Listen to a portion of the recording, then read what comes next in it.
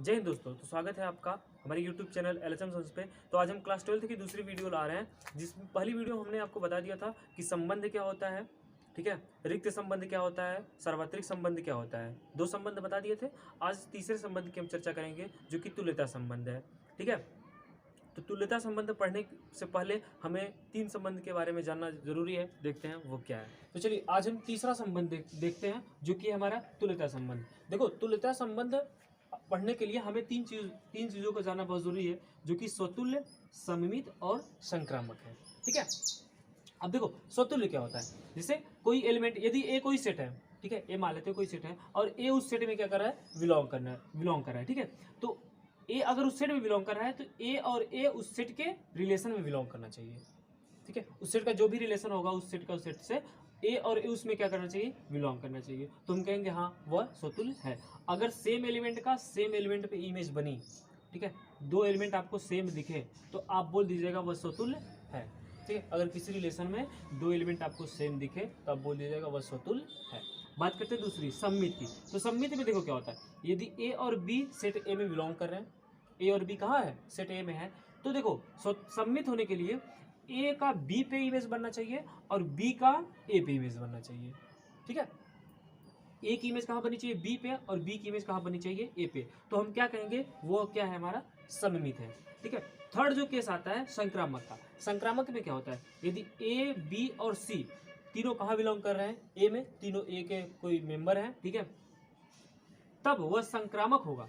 कैसे भाई, ए और बी, ए की इमेज कहाँ बननी चाहिए, बी पे, बी की इमेज कहाँ बननी चाहिए, सी पे, मतलब ए की इमेज बी पे बननी चाहिए, बी की इमेज सी पे बननी चाहिए, और जो हमारा ये ए है इसकी इमेज कहाँ बननी चाहिए, सी पे बननी चाहिए। ए की इमेज कहाँ बननी चाहिए, सी पे बननी चाहिए। तो हम कहेंगे अगर ये तीनों कंडीशन दिखी तो हम कहेंगे हाँ वो संक्रामक है, ठीक है। और यदि ये तीनों पहला, दूसरा और तीसरा, ये तीनों किसी एक ही रिलेशन में आपको देखने को मिले, ये तीनों केस किसी एक ही रिलेशन में देखने को मिलते हैं, तो उस रिलेशन को हम कहते हैं इक्विवेलेंट रिलेशन, मतलब तुल्यता संबंध।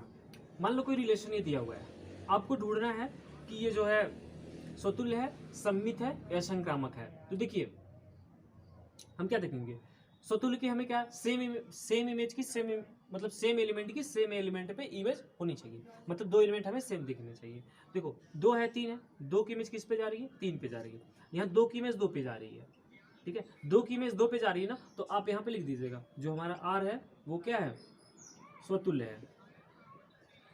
जो हमारा आर है वो क्या है, स्वतुल्य है। अब देखो दो की इमेज दो पे जा रही है, तीन की इमेज चार पे जा रही है।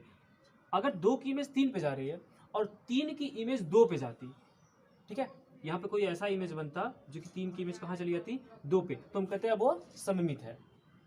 बात समझ आ रही है। लेकिन यहाँ ऐसी कंडीशन दिख नहीं रही है, सिर्फ आपको दिख रहा है दो की इमेज तीन पे।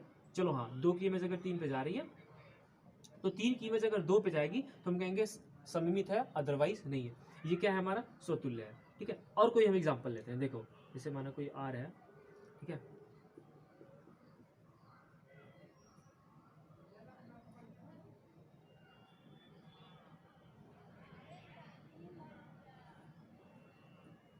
ठीक है, मान लो ये एग्जाम्पल दे दिया, तो आपको पूछा कि इसमें ढूंढो क्या स्वतुल्य, सममित या संक्रामक में से कोई एक या दो दिखाई दे रहा है आपको। तो अब क्या करेंगे, देखिए यहाँ पे सेम एलिमेंट की सेम एलिमेंट में इमेज बन रही है, तो आप कहेंगे सर ये स्वतुल्य है, ठीक है। यहाँ पे देखो दो की तीन पे बन रही है, क्या तीन की दो पे बन रही है, ढूंढ लो, नहीं बन रही है ना। चलो आगे बढ़ते हैं। दो की चार पे बन रही है, क्या चार की दो पे बन रही है, जी हाँ चार की दो पे बन रही है। दो की चार पे, चार की दो पे, तो हम कहेंगे यह क्या है, स्वतुल्य भी है और सममित भी है। यह जो हमारा संबंध है वह स्वतुल्य संबंध भी है और सममित संबंध भी है, ठीक है।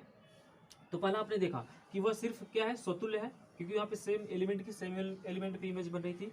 दूसरे केस आपने देखा कि हाँ वहाँ सेम एलिमेंट की सेम एलिमेंट पे इमेज बन रही थी। एक केस हमारा और आ रहा था सममित का कि हाँ दो की इमेज अगर चार पे बन रही है तो चार की इमेज कहाँ बन रही है, दो पे। तो इस रिलेशन में दो रिलेशन है जो कि हमारा है स्वतुल्य और सममित, ठीक है।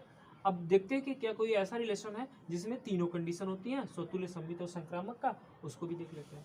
ये एग्जांपल लेते हैं। यहाँ पे क्या है, आप देखेंगे एक की इमेज एक पे जा रही है, मतलब क्या, स्वतुल्य तो हो गया हमारा, ठीक है। अब देखते हैं सममित है, तो हाँ देखो, एक की इमेज 2 पे जा रही है तो 2 की इमेज 1 पे बन रही है, ठीक है। तो ये क्या होगा हमारा, सममित भी होगा, दूसरी कंडीशन फॉलो होगी।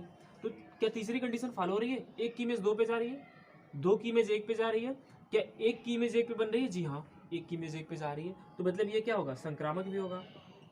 इस रिलेशन में तीनों कंडीशन फॉलो हो रही है, स्वतुल्य भी है, सममित भी है, संक्रामक भी है। तो इस रिलेशन को हम एक नया नाम देते हैं जो कि है तुल्यता रिलेशन, तुल्यता संबंध, ठीक है, इक्विवेलेंट रिलेशन। यहाँ पे आपको स्वतुल्य भी है, सममित भी है और संक्रामक भी है। तो अगर तीनों कंडीशन एक रिलेशन में फॉलो हो रही है तो वो रिलेशन क्या कहलाती है, इक्विवेलेंट रिलेशन, तुल्यता संबंध। तो उम्मीद करते हैं आज का वीडियो पसंद आया होगा। आज हमने सीखा कि तुल्यता संबंध होता क्या है और उसके कुछ एग्जांपल्स देखे हैं। तो इसी तरीके से मैथमेटिक्स सीखने के लिए हमारे चैनल को सब्सक्राइब करिए। धन्यवाद।